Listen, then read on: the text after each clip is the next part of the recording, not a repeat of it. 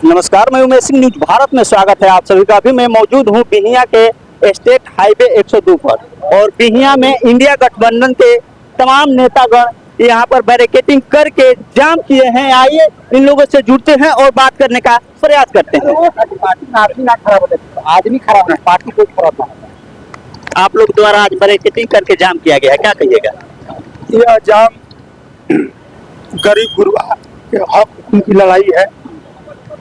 एक तरफ सरकार जो है मजदूरों के काम की अवधि बढ़ाना चाहती है, बैंकों का निजीकरण कराना चाहती है। आज इस राज्य के सभी ग्रामीण बैंक के भी हड़ताल पर हैं। दूसरी तरफ यह सरकार गरीब गुरबों को जो लोकतंत्र में एक अधिकार मिला है, वोट का अधिकार, उससे वंचित करना चाह रही है। इतने न दस्तावेज देने की मांग कर रही है जो आम आवाम के पास मुश्किल होगा, मुसहर टोली में मुश्किल होगा, हरिजन टोली में मुश्किल होगा। उसके बाद चुनाव आयोग की स्पष्ट मंशा दिखाई नहीं देती है। कभी कहा जाता है कि कोई पेपर नहीं चाहिए, आप सादा फार्म फोटो लगा करके जमा कीजिए, 10 दिन के बाद 20 दिन के बाद आप हमको दीजिएगा। इससे चुनाव आयोग की मंशा साफ नहीं है। चुनाव आयोग के विरुद्ध, इस सरकार के सरकारी संस्थाओं के निजीकरण के विरुद्ध हम लोग सड़क पर है। अगर हमारी मांग नहीं मानी गई तो हम सड़क से सदन तक आंदोलन करने के लिए बात होंगे। हम जयप्रकाश और महात्मा गांधी के लोग हैं। हम लोग सत्य का आग्रह करते हैं, हम सत्याग्रही हैं। अपने सत्य के आग्रह के बल पर सारी बात सुनाएंगे और ये अगर चुनाव आयोग बात नहीं मानता है तो हम लोग इस सरकार का चक्का जाम करेंगे, चुनाव आयोग का चक्का जाम करेंगे। पूरे बिहार में चक्का जाम है? पूरे बिहार में है। कौन कौन सी ऐसी मांगे हैं जो सरकार को आप जनाना चाहते हैं? पहले तो वे चुनाव आयोग जो गरीब गुरुओं से जो दस्तावेजीकरण मांग रहा है उस पर अविलंब रोक लगे। सरकारी कार्यालयों का निजीकरण, बैंकों के निजीकरण पर रोक लगे।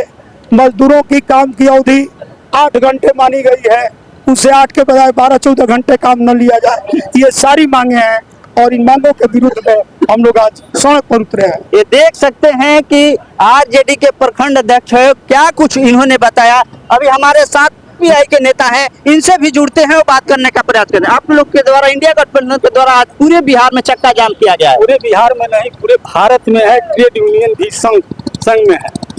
आज बिहार का सवाल है कि जिस तरह मोदी जी नोटबंदी किए थे आतंकवाद को खत्म करने के नाम पर, जो कि फेल हो चुका है, उसी तरह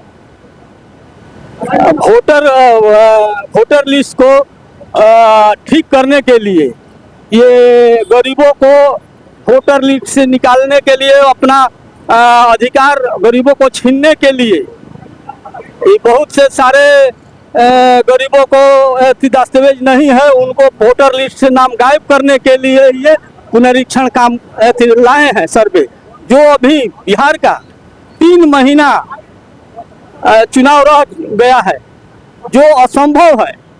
अभी हाल में बिहार सरकार या चुनाव आयोग का जो नियम में बदलाव हुआ है उससे हम लोग संतुष्ट नहीं हैं। इसलिए कि आधार कार्ड का नंबर ही केवल लिया जा रहा है, पूरा कॉलम भरा नहीं जा रहा है। हो सकता है कि कंप्यूटर में जाते जाते बहुत से वोटरों का, एक तरफ कहा जा रहा है कि आधार कार्ड को नहीं माना जाएगा और दूसरी तरफ उस फॉर्म में आधार कार्ड का नंबर लिया जा रहा है, क्या कहिएगा इस पे? केंद्र सरकार और राज्य है कि दोगली नीति है, दोहरी नीति है।